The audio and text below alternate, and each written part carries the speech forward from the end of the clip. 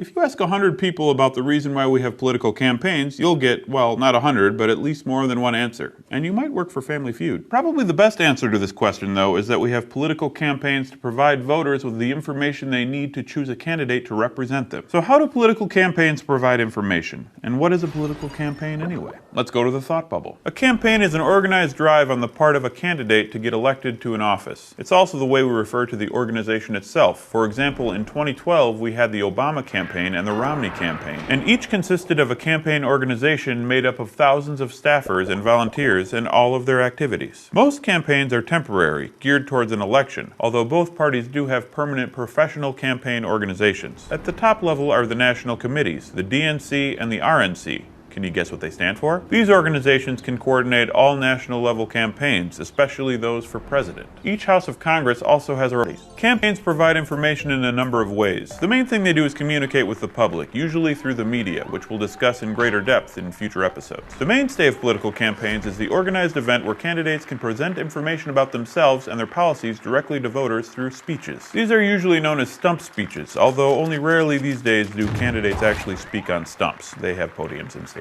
Now. In addition to these events, candidates present information by appearing on the TV, in debates, at town meetings, and in impromptu photo opportunities. They like to appear with military hardware too, although sometimes this can backfire, as in the case of Michael Dukakis in 1988. Campaigns can spread their messages through direct mail, press releases, news coverage, and through advertisements, often on the TV, which is like the internet, only less interactive and has a lot of Real Housewives on it. Thanks, Thought Bubble. Nowadays, there are many more ways that candidates can reach out to voters. One way is through email. If you've ever given money to a candidate or a campaign, you can expect emails in ever-increasing numbers as election day approaches. And we all love that. Candidates now take to Twitter to blast out information, and individual candidates and their campaigns often have Facebook pages. There are even campaign ads made specifically for YouTube, although how their advertising algorithm works is beyond me. It's weird to get a campaign ad for the Michigan Senate if you don't live in Michigan. One other way that campaigns communicate information is through raising money. Of course they need money to pay for all the campaign ribbons and buttons and PA systems and folding chairs and tour buses and stump speeches and axes to chop down trees so they have stumps to speak on.